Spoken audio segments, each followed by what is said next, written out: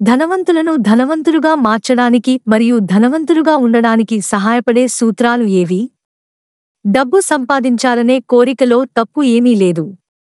Smart work మరియు కఠినమైన శ్రమ మిమ్మల్ని అక్కడికి తీసుకెళ్తాయి. కానీ డబ్బును నిర్వహించే కళలో నైపుణ్యం సాధించడానికి డబ్బు విషయంలో మీ మనస్సు ఎలా పనిచేస్తుందో అర్థం చేసుకోవడం చాలా ముఖ్యం. డబ్బును నిర్వహించే విషయంలో ఎవరూ పిచ్చివాళ్లు కాదు. ప్రతి వ్యక్తి తనకు సరైనదిగా అనిపించేది చేస్తాడు. కానీ మనం చేస్తున్న పని మనకు సరైనదేనా కాదా అని తెలుసుకోవాలి. ఉదాహరణకు, ఒక ధనవంతుడు వినాశనాన్ని అమ్ముతాడు మరియు ఒక పేదవాడు దానిని కొంటాడు. ఒక ధనవంతుడు నైపుణ్యాన్ని కొంటాడు, అయితే ఒక పేదవాడు నైపుణ్యం స్థానంలో వినోదాన్ని కొంటాడు.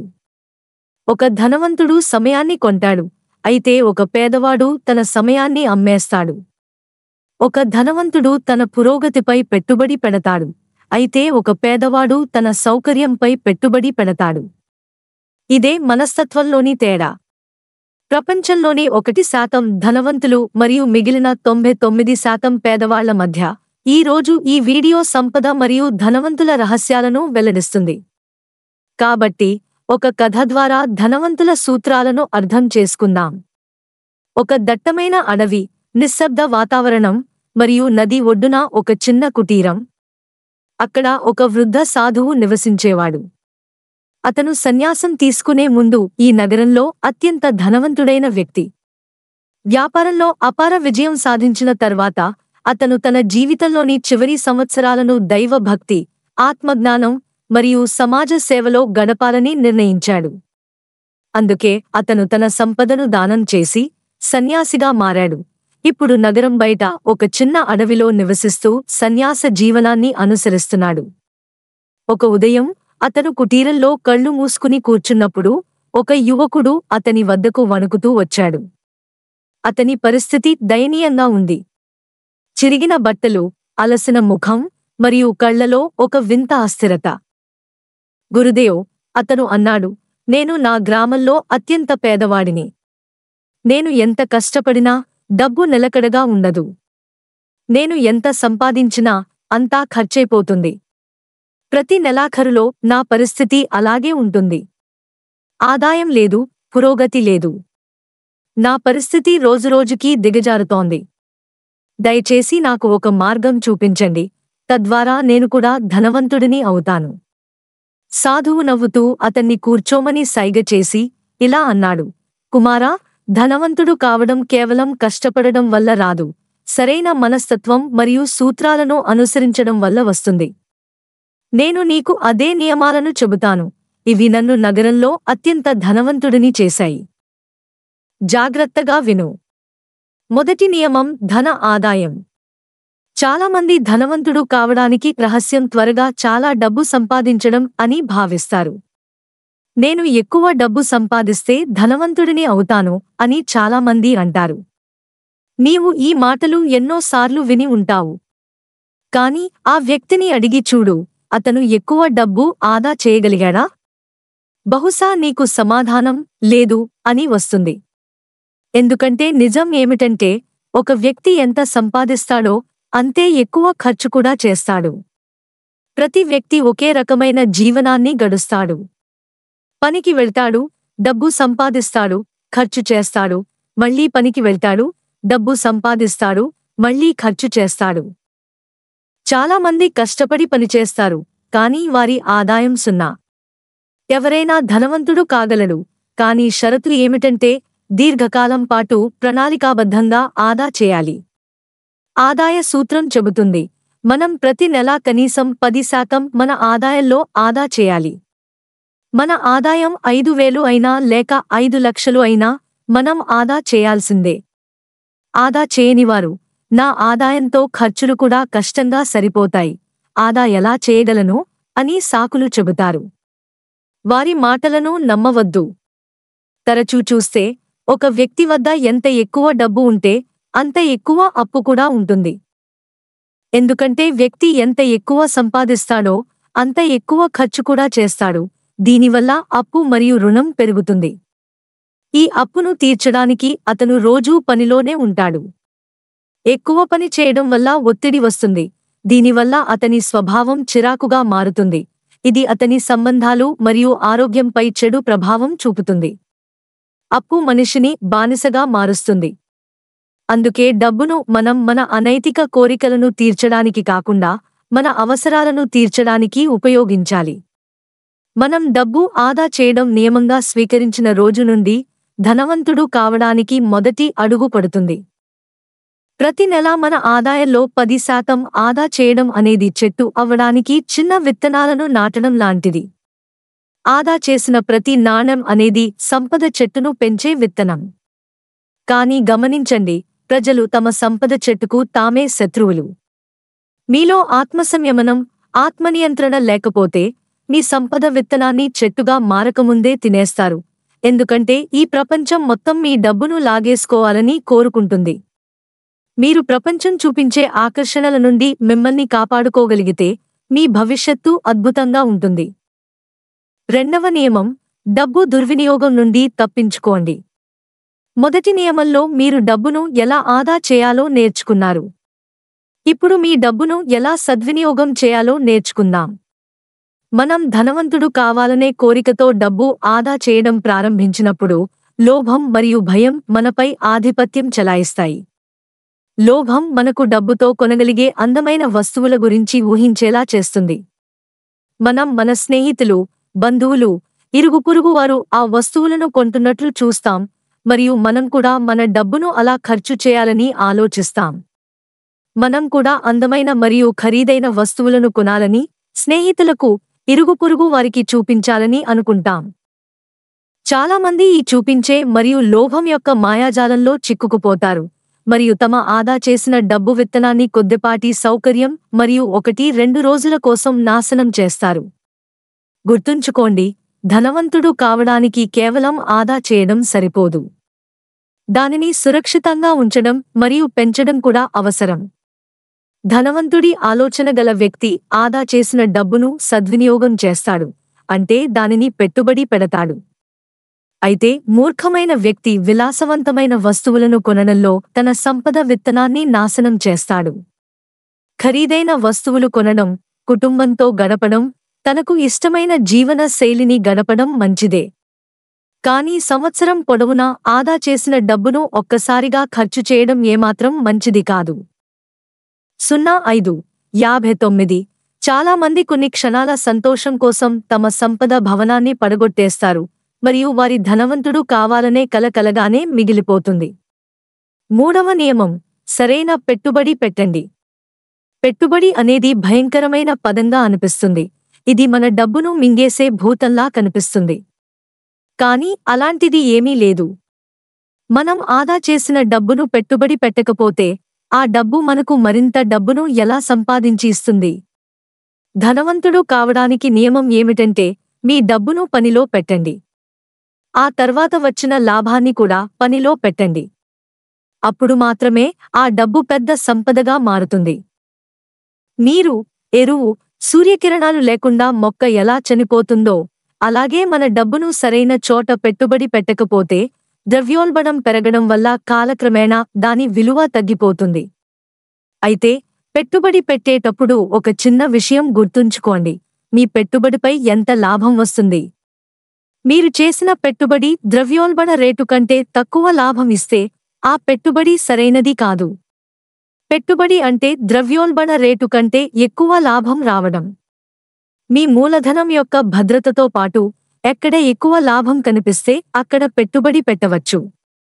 ధనవంతుడు కావడానికి పెట్టుబడి చాలా ముఖ్యమైన అడుగు. కానీ పెట్టుబడి పేరుతో డబ్బును లాగేసుకునే మోసగాళ్ల నుండి జాగ్రత్తగా ఉండండి. చాలామంది ధనవంతుడు కావడం అంటే ఎక్కువ ఆదాయం ఉండడమని నమ్ముతారు. వారికి ఎక్కువ జీతం వస్తే వారు ధనవంతులని భావిస్తారు. కానీ వారు అర్థం చేసుకోలేరు, ఆదాయం వల్ల కాదు, ఆదా మరియు పెట్టుబడి వల్ల ఒక వ్యక్తి ధనవంతుడు అవుతాడు. 4వ నియమం, డబ్బు లెక్కలు ఉంచండి. మీ డబ్బు లెక్కలు ఉంచుకోవడం అనేది లోభతనం కాదు, తెలివైన పని. మన డబ్బు ఎక్కడికి వెళుతోంది, ఎక్కడ అనవసరంగా ఖర్చు చేస్తున్నామో తెలుసుకోవాలి. ధనవంతుడు కావడానికి మన ఖర్చులపై నియంత్రణ మరియు ఖచ్చితమైన సమాచారం ఉండటం చాలా అవసరం. ప్రతి నెలా నా దగ్గర డబ్బు వస్తుంది, కానీ ఎక్కడికి వెళుతుందో తెలియదు అని ప్రజలు అంటూ విన్నావు. వాస్తవానికి అలాంటి వారి ఖర్చులపై నియంత్రణ ఉండదు మరియు డబ్బు అయిపోయినప్పుడు స్నేహితులు, ఇరుగుపొరుగు వారి నుండి అప్పు తీసుకుని ఖర్చు చేస్తారు మరియు వచ్చే నెలలో తిరిగి చెల్లిస్తామని ఆలోచిస్తారు. నీకు ఒక విషయం చెబుతాను, అప్పు మనల్ని పేదరికం వైపు తీసుకెళ్తుంది. ధనవంతుడు కావడం అనేది కొండ శిఖరంపైకి ఎక్కడం లాంటిది అయితే, అప్పు అనేది లోయలో పడిపోవడం లాంటిది. కానీ అప్పు కూడా రెండు రకాలు, మంచి అప్పు మరియు చెడు అప్పు. చెడు అప్పు అనేది వినోదం మరియు విలాసవంతమైన వస్తువుల కోసం తీసుకునేది, మరియు మంచి అప్పు అనేది భవిష్యత్తులో ఆదాయాన్ని తెచ్చేది. అప్పు అనేది ఒక రాక్షసం, దీనిని ఎవరి నుండి అయినా తీసుకోకండి. డబ్బు లెక్కలు ఉంచడం కష్టమైన పని. దీనికి మనస్సుపై ఒత్తిడి తెస్తుంది, కొన్నిసార్లు ఒత్తిడి కూడా కలుగుతుంది. కానీ ఈ అన్నింటికీ మనం మన ఆదాయం మరియు ఖర్చు లెక్కలు ఉంచాలి. 5వ నియమం, ధనవంతుల రోజువారీ జీవనం. ఈ రోజు ధనవంతులు ఏ స్థాయిలో ఉన్నారో అక్కడికి చేరడానికి వారు కఠినమైన శ్రమ చేశారు. వారు ఉదయం త్వరగా పని ప్రారంభిస్తారు మరియు రాత్రి ఆలస్యంగా వరకు పనిచేస్తారు. వారు ఎక్కువ కాలం సెలవులు తీసుకోరు. వారు అనవసరమైన మాటలు మాట్లాడరు. గతంలో చేసిన తప్పుల కోసం తమను తాము నిందించుకోరు. వారు అనవసరమైన వ్యక్తులు మరియు అనవసరమైన మాటల నుండి దూరంగా ఉంటారు మరియు తమ సమయం మరియు శక్తిని సద్వినియోగం చేస్తారు. నీవు నిజంగా ధనవంతుడు కావాలనుకుంటే నీలో ఆత్మసంయమనం మరియు దృఢత్వం ఉండాలి. నీవు ఏ పని లేదా లక్ష్యం పట్ల ఎంత గంభీరంగా ఉన్నావు, ఎంత అంకితభావంతో ఉన్నావు? ఈ ప్రశ్నలు ఒక సాధారణ వ్యక్తిని అసాధారణంగా మారుస్తాయి. 0900 నీవు విజయం సాధించాలనుకుంటే గడియారం చూసి పనిచేయకూడదు. ఇతరుల కంటే ముందుకు వెళ్లాలంటే వారి కంటే రెట్టింపు కష్టపడాలి. నీవు దీర్ఘకాలం పనిచేయడానికి మరియు నీ శక్తిని సరైన విషయాలపై ఖర్చు చేయడానికి సిద్ధంగా ఉంటే నీ విజయం సాధించే అవకాశం గణనీయంగా పెరుగుతుంది. నీవు రాత్రికి రాత్రి విజయవంతం కాలేవు మరియు మొదటి ప్రయత్నంలో విఫలం కావచ్చు. రెండవ, మూడవ లేదా వరుసగా ప్రయత్నాలు చేసినా విఫలం కావచ్చు, కానీ విజయం సాధించడానికి నీవు ఈ రిస్క్ను తీసుకోవాల్సిందే. 6వ నియమం, ధనవంతుడు కావాలంటే సంపదను మాత్రమే కొనండి. చాలామంది జీవితాంతం ఇది అర్థం చేసుకోలేరు. నీవు ఎంత డబ్బు సంపాదిస్తావు అనేది ముఖ్యం కాదు, నీవు ఎంత డబ్బును ఉంచగలవు అనేది ముఖ్యం. మనం అందరం ఆ పేదవారి కథలు విన్నాము. వారు ఒక్కసారిగా ధనవంతులై కొంతకాలం తర్వాత మళ్లీ పేదవారిగా మారారు. వారికి అదృష్టం వల్ల చాలా డబ్బు వచ్చినా కొన్ని సంవత్సరాల్లో వారు మళ్లీ ప్రారంభించిన చోటికే తిరిగి వస్తారు. దీనికి కారణం వారికి ధనవంతుల ఈ నియమం గురించి తెలియకపోవడం. ఎల్లప్పుడూ సంపదను కొనండి, బాధ్యతలను కాదు. ఇది చాలా సాధారణంగా అనిపిస్తుంది, కానీ చాలామందికి ఈ నియమం ఎంత శక్తివంతమైనదో తెలియదు. చాలామంది డబ్బు సమస్యల్లో చిక్కుకుపోతారు, ఎందుకంటే వారికి సంపద మరియు బాధ్యత మధ్య తేడా తెలియదు. ధనవంతులు సంపదను సేకరిస్తారు. పేద మరియు మధ్యతరగతి వ్యక్తులు బాధ్యతలను సేకరిస్తారు, మరియు ఆసక్తికరమైన విషయం ఏమిటంటే వారు సంపదను సేకరిస్తున్నారని భావిస్తారు. ఇప్పుడు ప్రశ్న ఏమిటంటే, ఒక వస్తువు సంపద లేక బాధ్యత? ఎలా తెలుస్తుంది? సమాధానం చాలా సులభం. సంపద అనేది మన జేబులో డబ్బు పెడుతుంది, మరియు బాధ్యత అనేది మన జేబు నుండి డబ్బును తీసివేస్తుంది. ధనవంతుడు కావడానికి ఈ రెండు పదాలను అర్థం చేసుకోవాలి. కానీ 90% కుటుంబాల డబ్బు కథ ఏమిటంటే, ధనవంతుడు కావడానికి వారు వృద్ధాప్యం వరకు కష్టపడతారు, కానీ ఇంకా ధనవంతుడు కాలేరు. దీనికి కారణం వారు డబ్బు సంపాదించరు కాదు, వారు జీవితాంతం సంపద స్థానంలో బాధ్యతలను కొంటూ ఉంటారు. 7వ నియమం, ధనవంతుల అలవాట్లు. విజయవంతమైన వ్యక్తులు విఫలమైన వ్యక్తుల కంటే తమ మనస్సును చాలా ఎక్కువగా ఉపయోగిస్తారు. నీవు కూడా అలా చేయగలవు. సోమరితనాన్ని వదిలేయి. ఆలస్యం చేయడం మరియు సమయాన్ని వృధా చేయడం అనే అలవాటును వదిలేయి. నీ మనస్సులో ఎలాంటి ఆలోచనలు వస్తాయి? చాలా సమయం నీ మనస్సులో ఏమి నడుస్తూ ఉంటుంది? నీ ఆలోచనలే నీ భవిష్యత్తును మార్చగలవని గుర్తుంచుకో. నీవు ఎక్కువ సమయం ఆలోచించే వాటిని నీవు ఆకర్షిస్తావు. ఉదాహరణకు, నీవు ఎక్కువ సమయం డబ్బు మరియు విజయం గురించి ఆలోచిస్తే నీకు డబ్బు సంపాదించే అవకాశాలు ఖచ్చితంగా దొరుకుతాయి. దీనికి విరుద్ధంగా, ఎవరైనా ఎల్లప్పుడూ భయపడుతూ, ఆందోళన చెందుతూ, వ్యాధి మరియు విఫలం గురించి ఆలోచిస్తే అది అతని జీవితంలో భాగమవుతుంది. అందుకే ఎల్లప్పుడూ సానుకూలంగా ఆలోచించు.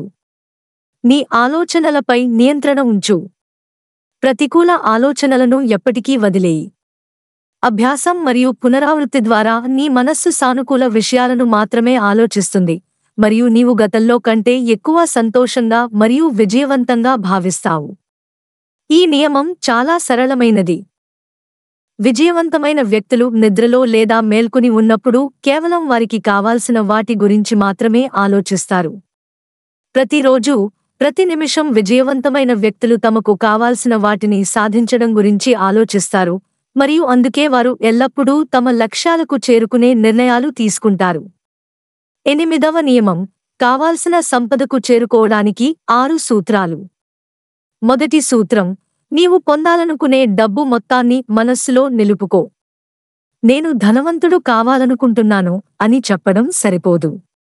నీ కోసం ఒక నిర్దిష్ట మొత్తాన్ని నిర్ణయించు.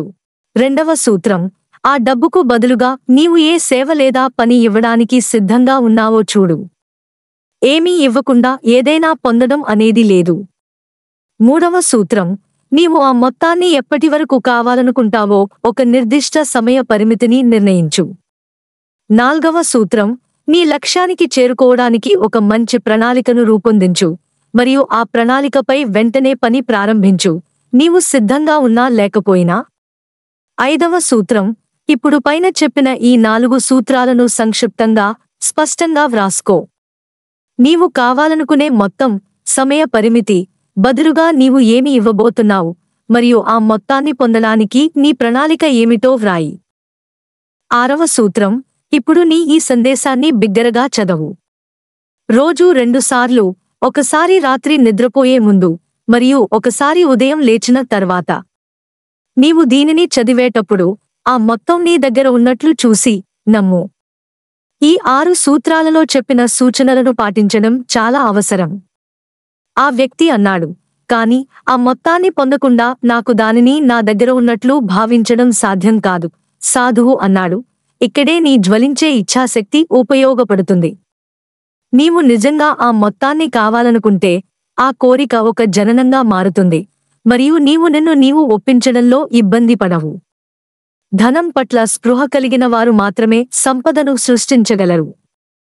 ధనం పట్ల స్పృహ అంటే మనస్సు కోరికతో నిండిపోయి దానిని తన దగ్గర చూడగలగడం. ఎవరైతే చాలా సంపద సంపాదించారో వారు డబ్బు సంపాదించే ముందు కలలు కన్నారు, ఆశించారు, కోరుకున్నారు, సంకల్పం చేసుకున్నారు మరియు ప్రణాళిక వేసుకున్నారు. ఒక వ్యక్తి తనను తాను ధనం కోసం తపన పడనంత వరకు మరియు దానిని సాధిస్తానని నమ్మకం కలిగించినంత వరకు అతను పెద్ద మొత్తంలో డబ్బును పొందలేడు. 9వ నియమం, మనస్సును ఒక అయస్కాంతంగా మార్చడం. నీ లక్ష్య సాధనలో నీకు అత్యంత సహాయకరంగా ఉండే విషయం ఏమిటంటే నీవు కావాలనుకునే వస్తువు గురించి ఊహించడం, అంటే దాని చిత్రాన్ని మనస్సులో రూపొందించడం. దానిని ఎంత బాగా ఊహించగలవో అంత బాగా మనస్సులో చిత్రించు, ఎందుకంటే అది మనస్సును కావాల్సిన వస్తువు కోసం అయస్కాంతంగా మారుస్తుంది. మనం అందరం ఇలాంటి వ్యక్తులను చూస్తాము. వారు తమ లక్ష్యంపై తమ మనస్సును పూర్తి తీవ్రత మరియు అంకితభావంతో కేంద్రీకరిస్తారు మరియు మంచి ఫలితాలను పొందుతారు. నీవు కావాలనుకునే వ్యక్తిగా నిన్ను నీవు చూసుకో. నీవు పొందాలనుకునే స్థానంలో నిన్ను నీవు చూసుకో. నీవు కావాలనుకునే వస్తువు యొక్క చిత్రాన్ని నీ మనస్సులో రూపొందించడం కంటే శక్తివంతమైన విషయం ఏదీ లేదు. 10వ నియమం, డబ్బు తక్కువ ఉన్నప్పుడు కూడా ఎక్కువ పని చేయండి. ఈ నియమం ఒక అడ్డంకి మరియు దీని కారణంగా చాలామంది మంచి వ్యక్తులు నాశనం అయ్యారు. చాలామందిలో ఈ అలవాటు ఉంటుంది. వారు కనీసం పని చేయాలనుకుంటారు అది కేవలం పని నడవడానికి సరిపోతుంది. కానీ మనం ఈ వ్యక్తులను జాగ్రత్తగా గమనిస్తే వారు కొంతకాలం పని నడిపించగలిగినా వారు ముందుకు సాగలేరని తెలుస్తుంది. ధర కంటే ఎక్కువ సేవను అందించడం వల్ల ప్రజల దృష్టి నీవైపు ఆకర్షితమవుతుంది మరియు నీ సేవలు ప్రజలను ఆకర్షించి వారు నిన్ను వెతకడానికి ఎక్కువ సమయం పట్టదు. ధర కంటే ఎక్కువ మరియు మెరుగైన సేవను అందించడం వల్ల నీకు నీవే లాభం చేసుకుంటావు, ఎందుకంటే ఆలస్యమైన నీ సేవల కంటే ఎక్కువ డబ్బు నీకు ఏదో ఒక విధంగా వస్తుంది. ఇది కేవలం ఆకర్షణీయమైన సూత్రం కాదు, ఇది ఆచరణాత్మక విషయాలలో కూడా పనిచేస్తుంది. కానీ ఇది వెంటనే పనిచేస్తుందని అనుకోకు. నీవు ఈ అలవాటును నీ జీవన దర్శనంగా స్వీకరిస్తే మరియు అందరికీ నీవు ఈ సేవను నీ ఇష్టంతో అందిస్తున్నావని తెలియజేస్తే, అది యాదృచ్ఛికంగా, ఒత్తిడి వల్ల లేదా ప్రత్యేక ఉద్దేశంతో కాదని తెలియజేస్తే, నీవు త్వరలోనే నీ సేవల కోసం పోటీ ఏర్పడినట్లు చూస్తావు. ఇలాంటి సేవలను అందించే వ్యక్తులను కనుగొనడం సులభం కాదని నీవు చూస్తావు. ఇది నీకు మరింత మంచిది, ఎందుకంటే నీవు నీ రంగంలో పనిచేసే ఇతరుల కంటే పూర్తిగా భిన్నంగా కనిపిస్తావు. ఇంత చెప్పిన తర్వాత గురువు కొంచెం ఆగి ఆ తర్వాత ఇలా అన్నాడు, నీవు పైన చెప్పిన ఈ నియమాలను పాటిస్తే ఎవరూ నిన్ను ధనవంతుడు మరియు విజయవంతుడు కాకుండా ఆపలేరు. ఆ వ్యక్తికి తన ప్రశ్నలకు సమాధానం లభించింది. అతను ఈ సమాచారం కోసం సాధువుకు ధన్యవాదాలు చెప్పాడు మరియు ఈ నియమాలను తన జీవితంలో అమలు చేయాలనే దృఢ సంకల్పంతో అక్కడి నుండి వెళ్ళిపోయాడు. స్నేహితులారా, ఈ వీడియో నుండి మీరు చాలా నేర్చుకున్నారని ఆశిస్తున్నాను మరియు వీడియో నచ్చితే దయచేసి వీడియోను లైక్ చేయండి మరియు ఛానల్ను సబ్స్క్రైబ్ చేయండి. ధన్యవాదాలు. వీడియో నచ్చితే లైక్ చేయండి, జై శ్రీరామ్ అని కామెంట్ చేయండి.